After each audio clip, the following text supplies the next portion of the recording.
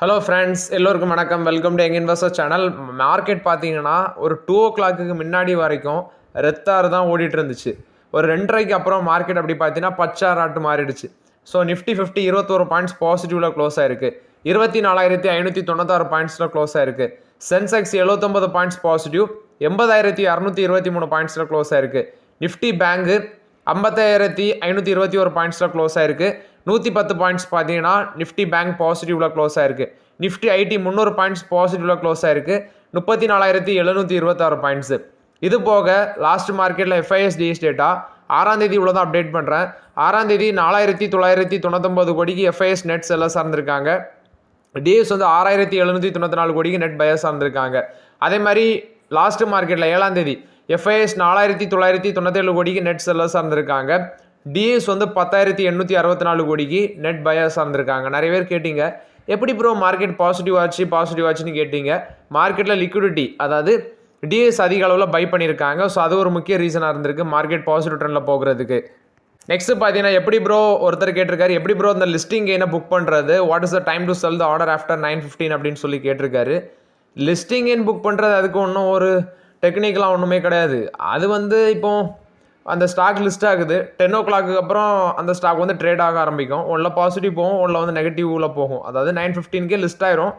10 மணிக்கு அப்புறம் தான் அது தெரியும் என்ன சுச்சுவேஷன். ஸோ அதுக்கப்புறம் நீங்கள் அதை வந்து செல் பண்ணாலே போதும். IPOவில் லிஸ்ட் ஆனதுக்கப்புறம் செல் பண்ணாலே அது வந்து நீங்கள் மேபி உங்களுக்கு ப்ராஃபிட்டை புக் பண்ணி தனியாக ப்ராஃபிட் ரேஞ்சுக்கு செல் பண்ணி கூட எடுக்கலாம், இல்லைனா மொத்தமாட்டே எக்ஸிட் பண்ணலாம். அது வந்து லிஸ்டிங் அண்ட் புக் பண்ணுறது தனியாக டெக்னிக்லாம் கிடையாது. பை பண்ணுறீங்கன்னா பை பட்டன் கொடுக்கணும், செல்னா செல் பட்டனை கொடுக்கணும், அவ்வளோதான். நெக்ஸ்ட் ஒருத்தர் கேட்டிருக்காரு, நண்பா எனக்கு ஒரு டவுட்டு, டாடா மோட்டார் ஸ்டாக் வந்து வச்சிருக்கிறேன். NSEயில் 700க்கு வாங்குகிறோம். அதே ஸ்டாக்கை BSEயில் 650க்கு வாங்குகிறோம். BSE ஸ்டாக் வந்து 700 வந்ததுக்கப்புறம் செல் பண்ணுறோம். NSEயில் இருக்கிற ஸ்டாக்கை 750 வந்ததுக்கப்புறம் செல் பண்ணுறோம். இப்படி பண்ணால் ஏதாவது இந்த ஸ்டாக் எக்ஸ்சேஞ்ச் வந்து நமக்கு பெனால்ட்டி, செபி வந்து எதாவது பெனால்ட்டி போடுவாங்களா அப்படின்னு சொல்லி கேட்டிருக்காரு. அதாவது ஒரே ஸ்டாக்கை 2 எக்ஸ்சேஞ்சில் வச்சுருந்தா செபி பெனால்ட்டி போடுவாங்களான்னு கேட்குறாங்க. அப்படிலாம் ஒன்றும் போட மாட்டாங்க. ஸோ அதுக்கான சான்சஸ்லாம் கிடையாது. பெனால்ட்டி இதுக்கெல்லாம் போட மாட்டாங்க.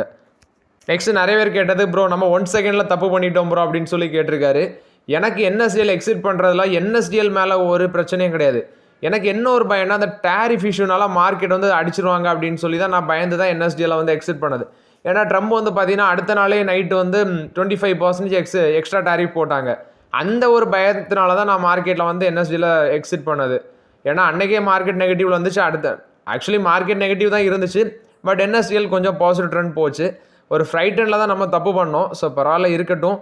மேபி நெக்ஸ்ட்டு IPO ஏதாவது அலாட் ஆகுதான்னு பார்க்கலாம். அந்த ஹைவே IPO இதோட நல்ல லிஸ்டிங்கேன்னு கொடுக்கும்னு நினைக்கிறேன். ஸோ எல்லாருக்கும் அலாட் ஆகும்னு சொல்லி ப்ரே பண்ணிக்கிறேன். நெக்ஸ்ட்டு கல்யாண் ஜுவல்லர்ஸோட ரிசல்ட்ஸ் வந்திருக்கு. ப்ராஃபிட் 49% இன்க்ரீஸ் ஆயிருக்கு. 264 கோடி பண்ணியிருக்கிறாங்க. இது போக ரெவன்யூ ஃப்ரம் ஆப்ரேஷன் 31.5% இன்க்ரீஸ் ஆயிருக்கு. 7,268 கோடி. எபிட்டா 89.3% இன்க்ரீஸ் ஆகி 508 கோடியாக இருக்குது. இது போக எபிட்டா மார்ஜின் 7% இன்க்ரீஸ் ஆயிருக்கு. இந்த குவார்ட்டரில் மார்ஜின் இன்க்ரீஸ் ஆயிருக்கு. இன்டர்நேஷனல் ஆப்ரேஷனோட ரெவன்யூ மட்டும் 1,070 கோடி வந்திருக்கு. 32% இன்க்ரீஸ் ஆயிருக்கு. Revenue from the Middle East 1,026 கோடியாக இருக்குது. 27% இன்க்ரீஸ் ஆயிருக்கு. இந்த ரீஜனில் மிடில் ஈஸ்ட் ரீஜனில் ப்ராஃபிட் ஆஃப்டர் டேக்ஸ் மட்டும் 22 கோடியாக இருக்குது. 18% வளர்ந்துருக்கு. கேண்டீரோட ரெவன்யூ 66 கோடியாக இருக்குன்னு சொல்லியிருக்கிறாங்க. ஆக்சுவலி 10 கோடி லாஸ்ட்லேருந்து இப்போ 66 கோடி ரெவன்யூ பண்ணியிருக்காங்க கேண்டீரில். ஸோ மார்ஜின் இம்ப்ரூவ் ஆயிருக்கு, பிஸ்னஸும் நல்லா இம்ப்ரூவ் ஆயிருக்கு. நெக்ஸ்ட்டு பார்க்கும்போது அவங்களோட அவங்களோட அந்த டோட்டல் ஸ்டோர் கவுண்ட் வந்து 406 ஷோரூம் பார்த்தீங்கன்னா இந்தியா, USA, மிடில் ஈஸ்ட் இந்த ரீஜன்லலாம் வச்சுருக்காங்க. கிட்டத்தட்ட USA, மிடில் ஈஸ்ட் இந்த ரீஜன்லலாம் வச்சுருக்காங்க. இந்தியாவில் தான் அதிக ஷோரூம் வச்சுருக்காங்க. டோட்டலாட்டு 406 ஷோரூம் வந்து வச்சுருக்காங்க. இந்த கல்யாண் ஜுவல்லர்ஸோட ஸ்டாக்கோட ப்ரைஸ் லாஸ்ட் மார்க்கெட்டில் 591 இருக்குது. என்னோட ஒப்பீனியன் ரொம்பவே எக்ஸ்பென்சிவ். 76 டைம்ஸ் ஏர்னிங்ஸில் இருக்கிறாங்க. இப்போதே வேடிக்கை மட்டும் பாருங்கள், ரிசல்ட்ஸ் நல்லா இருக்குது. மேபி நாளைக்கு மார்க்கெட்டில் ஒரு நல்ல பாசிட்டிவ் ட்ரெண்டில் ரியாக்ஷன் பண்ண சான்சஸ் அதிகமாக இருக்குது. நெக்ஸ்ட் பார்த்தீங்கன்னா டைட்டனோட ரிசல்ட்ஸில் ப்ராஃபிட் 34% இன்க்ரீஸ் ஆயிருக்கு. ஸ்டாண்டலோன் நெட் ப்ராஃபிட் 770 கோடியாக இருக்குது. ரெவன்யூ ஃப்ரம் ஆப்ரேஷன் 13,192 கோடி, 17% இன்க்ரீஸ் ஆயிருக்கு. எபிட்டா 1,596 கோடியாக இருக்குது. 33% இன்க்ரீஸ் ஆயிருக்கு. கன்சாலிடேட்டட் பேசிஸில் ப்ராஃபிட் ஆஃப்டர் டேக்ஸ் 1,091 கோடி, 53% இன்க்ரீஸ் ஆயிருக்கு. ரெவன்யூ 21% இன்க்ரீஸ் ஆயிருக்கு. 14,966 கோடி. Standalone profit margin 97 basis point improve ஆகி 7.8% இருக்குது. ஜுவல்லரி போர்ட்ஃபோலியோ அதாவது ஜுவல்லரி பிஸ்னஸில் எடுத்து பார்க்கும்போது அந்த டிஜி கோல்டு பிஸ்னஸ் எல்லாமே இருக்குது. இதில் வந்து ரெவன்யூ 19% வளர்ச்சி அடைஞ்சிருக்கு, 12,797 கோடியாக இருக்குது. வாட்ச் செக்மெண்ட்டோட க்ரோத்து 24% இன்க்ரீஸ் ஆகி 1,276 கோடியாக இருக்குன்னு சொல்லியிருக்கிறாங்க. இது வந்து இந்த செக்மெண்ட்டில் இவங்களுக்கு ஒரு பெஸ்ட் எவர் குவார்ட்டர். இந்தியன் பிஸ்னஸான தனிஷ்க்கு, மியா, ஜோயா இதெல்லாம் சேர்ந்து ஒரு 18% வளர்ச்சி காமிச்சிருக்கு, 11,217 கோடியாக இருக்குது. கேரட்லைன் 39% வளர்ச்சி அடைஞ்சிருக்கு, 1,026 கோடி. இன்டர்நேஷனல் ஜுவல்லரி பிஸ்னஸ் 49% வளர்ச்சி அடைஞ்சிருக்கு, 554 கோடியாக இருக்குது. ஜுவல்லரி போர்ட்ஃபோலியோ வந்து எபிட் அது பார்க்கும்போது 1,408 கோடி, மார்ஜின் 11% இருக்குது. கேரட்லைன் பார்த்தீங்கன்னா கோல்டு காயின் ப்ரொமோஷன் வந்து நல்லாவே பண்ணியிருக்காங்க, அது கன்சியூமர் ரெஸ்பான்ஸும் நல்லா இருக்குது. அட் த சேம் டைம் ஐகார் பிஸ்னஸோட டோட்டல் இன்கம் 238 கோடியாக இருக்குது, 13% இம்ப்ரூவ் ஆயிருக்கு. எபிட் வந்து 220 கோடியாக இருக்குது, மார்ஜின் 8.4% இருக்குது. இதில் சன்கிளாஸு அது எல்லாமே லென்சஸ், ஃப்ரேம்ஸு இதெல்லாமே பார்த்தீங்கன்னா நல்லா சேல்ஸ் ஆயிருக்குன்னு சொல்கிறாங்க. யூஏயில் அதாவது ஷார்ஜாவில் ஒரு நியூ ஸ்டோர் ஓப்பன் பண்ணியிருக்காங்க இந்த குவார்ட்டரில். யூஏயில் ஷார்ஜாவில் ஒரு நியூ ஸ்டோர் ஓப்பன் பண்ணியிருக்காங்க. டோட்டலாட்டு வந்து பார்த்தீங்கன்னா நெட்டாட்டு 20 ஸ்டோர் கிட்ட வந்து அவங்க ஆப்டிமேஷன் பண்ணியிருக்கிறாங்க டைட்டனு. ஸோ இந்த ஸ்டாக்கும் ரொம்பவே எக்ஸ்பென்சிவ் டைட்டன். இப்போதைக்கு நீங்கள் வந்து வேடிக்கை மட்டும் தான் பார்க்க முடியும். கல்யாண் ஜுவல்லர்ஸும் சரி டைட்டனும் சரி ரொம்பவே எக்ஸ்பென்சிவ், ரிசல்ட்ஸ் நல்லா இருக்குது, பட் வேடிக்கை மட்டும் தான் பார்க்க முடியும். நெக்ஸ்ட்டு HUL ஹிந்துஸ்தான் யூனிலிவர் லிமிட்டோட CFO இவங்க சொல்கிறது குவாலிட்டி வால்ஸ் அந்த ஐஸ்கிரீம் பிஸ்னஸை தனியாக டிமர்ஜர் பண்ணுறது இந்த ஃபினான்ஷியல் இயர்லேயே நாங்கள் லிஸ்ட் பண்ணிடுவோம் அப்படின்னு சொல்லி அப்டேட் கொடுத்துருக்காங்க. அது இல்லாமல் ஐஸ்கிரீம் பிஸ்னஸோட க்ரோத்து டபுள் டிஜிட்டில் இருக்கும். ஸோ 1,800 கோடிக்கு வந்து பார்த்தீங்கன்னா இந்த டிமர்ஜர் நடக்கும்னு சொல்லியிருக்கிறாங்க. இது வந்து HUL கொடுத்த அப்டேட்டு. நெக்ஸ்ட் அப்போலோ பைப்ஸோட Q1 ரிசல்ட்ஸ் வந்திருக்கு. ப்ராஃபிட் ஆஃப்டர் டேக்ஸ் வந்து 36% விழுந்திருக்கு, 8 கோடி தான் பண்ணியிருக்கிறாங்க. ரெவன்யூ வந்து பார்த்தீங்கன்னா விழுந்திருக்குது. ரெவன்யூ இந்த குவார்ட்டரில் 11% விழுந்திருக்கு, 275 கோடியாக இருக்குது. இது போக எபிட்டா 29% விழுந்திருக்கு, 20.5 crores இருக்குது. எபிட்டா மார்ஜினும் 7.4% குறைஞ்சிருக்குது. ஸோ இது வந்து பார்த்தீங்கன்னா அப்போலோ பைப்ஸ் போஸ்ட் பண்ண ரிசல்ட்ஸ் அப்டேட். நெக்ஸ்ட் GSFC இதோட ஃபுல் ஃபார்ம் வந்து Gujarat state fertilizer and chemicals limited. Profit 58.6% increase ஆயிருக்கு, 138 கோடி பண்ணியிருக்கிறாங்க. ரெவன்யூ 1% இன்க்ரீஸ் ஆயிருக்கு, 2,184 கோடியாக இருக்குது. எபிட்டா வந்து 75.6% இன்க்ரீஸ் ஆயிருக்கு, 193 கோடி. மார்ஜின் 8.9% எக்ஸ்பேண்ட் ஆயிருக்கு. ஸோ ஃபெர்டிலைசர் செக்மெண்ட்டில் மட்டும் ரெவன்யூ வந்து பார்த்தீங்கன்னா 86 crores-லேருந்து 137 கோடியாட்டி இன்க்ரீஸ் ஆயிருக்குன்னு சொல்கிறாங்க. அது இல்லாமல் யூரியா சேல்ஸ் வந்து 73% டிக்ளைன் ஆயிருக்கு அப்படின்னு சொல்கிறாங்க. ஸோ ஓவரால் இது வந்து GSFC போஸ்ட் பண்ண ரிசல்ட்ஸ் அப்டேட்டு. ஏத்தர் எனர்ஜி வந்து நேபாளில் ஏத்தர் எனர்ஜியோட ரிஸ்டா ஃபேமிலி ஸ்கூட்டரை வந்து லான்ச் பண்ணியிருக்காங்க. ஸோ இன்டர்நேஷனல் ப்ரெசன்ஸில் இது வந்து பார்த்தீங்கன்னா ஃபோக்கஸில் இருக்குது. ஸோ இது வந்து ஏத்தர் எனர்ஜி கொடுத்த அப்டேட்டு. நெக்ஸ்ட் பார்த்தீங்கன்னா BSEயோட ரிசல்ட்ஸ் ப்ராஃபிட் 103% இன்க்ரீஸ் ஆயிருக்கு, 539 கோடியாக இருக்குது. இது போக ரெவன்யூ ஃப்ரம் ஆப்ரேஷன் 952 கோடி, 59% இன்க்ரீஸ் ஆயிருக்கு. ப்ராஃபிட் ஆஃப்டர் டேக்ஸ் பார்த்தீங்கன்னா ப்ரிசிசிங் குவார்ட்டர்ஸ் அதாவது முந்தின குவார்ட்டரை கம்பேர் பண்ணும்போது 9% இன்க்ரீஸ் ஆயிருக்கு. ரெவன்யூ 13% இன்க்ரீஸ் ஆயிருக்கு, 847 கோடி. அது இல்லாமல் இந்தியா INX அதில் வந்து ஒரு 59 கோடி அவங்களோட சப்சிடரி கம்பெனியில் 55 கோடி பார்த்தீங்கன்னா ஃபண்ட் இன்ஃபியூஸ் பண்ணுறாங்க. இது போக எபிட்டா 626 கோடியாக இருக்குது, 5% குவார்டர் அண்ட் குவார்டர் பேசிஸில் இன்க்ரீஸ் ஆயிருக்கு. இயர் ஆனர் பேசிஸில் 122% இன்க்ரீஸ் ஆயிருக்கு. எபிட்டா மார்ஜின் 65% இருக்குது.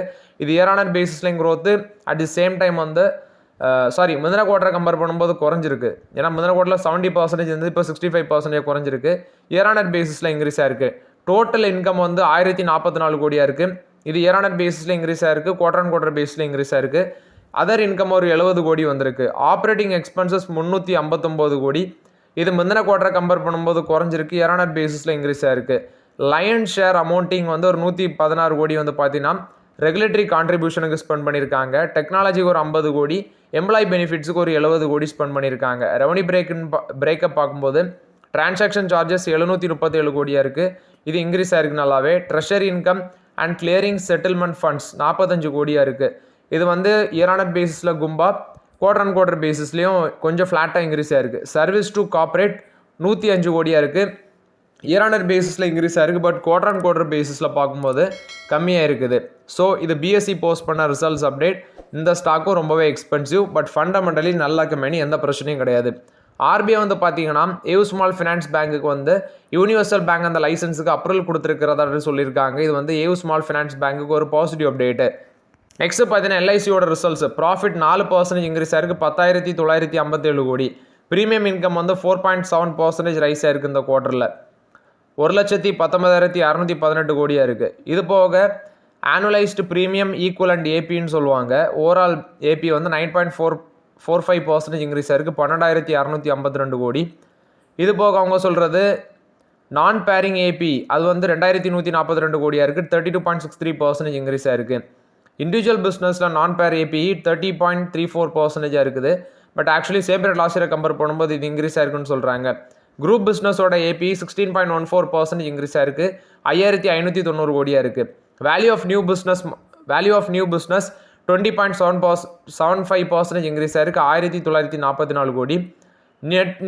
Net value new business margin 150 basis point expand ஆகி 15.4% இருக்குது. ரைசிங் ப்ராஃபிட்டபிலிட்டி அதாவது எக்ஸ்பென்ஸ் ரேஷியோ வந்து பார்த்தீங்கன்னா 100 பேசிஸ் பாயிண்ட் விழுந்து 10.47% இருக்குது. அசட் அண்டர் மேனேஜ்மெண்ட் 6.47% இன்க்ரீஸ் ஆயிருக்கு, 57.05 lakh crore இருக்குன்னு சொல்லியிருக்கிறாங்க. இது போக மார்க்கெட் ஷேர் 38.76% இருக்குது இண்டிவிஜுவல் பிஸ்னஸில். குரூப் பிஸ்னஸில் 76.54% இருக்குது. ஸோ இது வந்து பார்த்தீங்கன்னா எல்ஐசி கொடுத்த update. Premium collection health investment ரிட்டர்ன்ஸில் இன்ஃப்ளோ ஸ்ட்ராங்காக இருக்குன்னு தான் சொல்லியிருக்கிறாங்க. பட் இப்போதைக்கு நான் அந்த ஸ்டாக் பக்கம் போகலை. நெக்ஸ்ட் வந்து நால்கோட Q1 ரிசல்ட்ஸ் ப்ராஃபிட் 78% இம்ப்ரூவ் ஆகி 1,049 கோடியாக இருக்குது. சீக்வன்ஷியல் பேசிஸில் ப்ராஃபிட் 49% விழுந்திருக்கு. ரெவன்யூ ஃப்ரம் ஆப்ரேஷன் 3,806 கோடியாக இருக்குது, 33% இன்க்ரீஸ் ஆயிருக்கு. அதே மாதிரி ரெவன்யூ சீக்வன்ஷியல் பேசிஸில் 28% விழுந்திருக்கு. கெமிக்கல் செக்மெண்ட்லேருந்து வந்த ரெவன்யூ 21% இன்க்ரீஸ் ஆயிருக்கு. அலுமினியம் ரெவன்யூ 7% இன்க்ரீஸ் ஆயிருக்கு. டோட்டல் எக்ஸ்பென்சஸ் 2,501 கோடி, இதுவும் நல்லா இன்க்ரீஸ் ஆயிருக்கு. இது போக பார்த்தீங்கன்னா எபிட் 1,492 கோடி, 59.7% இம்ப்ரூவ் ஆயிருக்கு.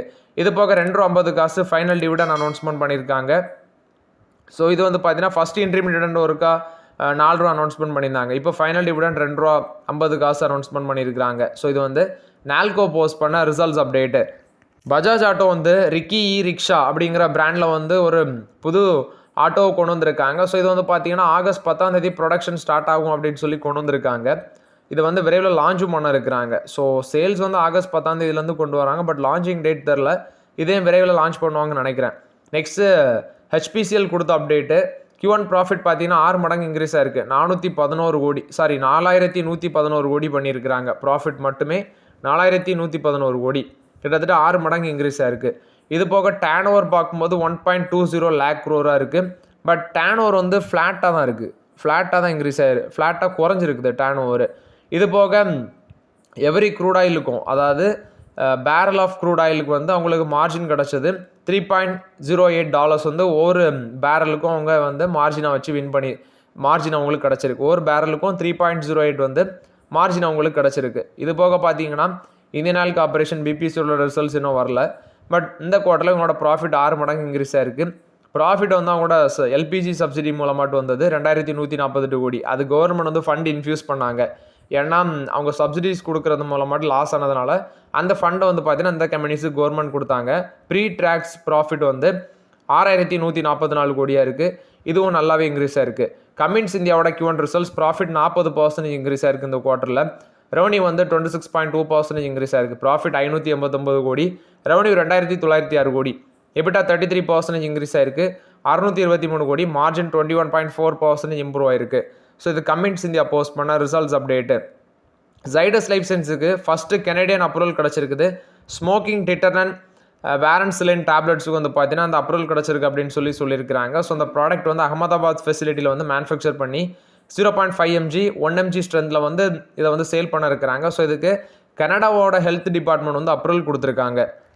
ஸோ ஓகே ஃப்ரெண்ட்ஸ், ஆக்சுவலி இந்த வீடியோவில் சில இம்பார்ட்டன்ட் அப்டேட்ஸ் எல்லாமே டிஸ்கஸ் பண்ணோம். அந்த வீடியோ உங்களுக்கு பயனுள்ளதாக இருந்துச்சுன்னா லைக் பண்ணுங்கள், சப்ஸ்கிரைப் பண்ணுங்கள், கமெண்ட் பண்ணுங்கள். Okay friends, thank you.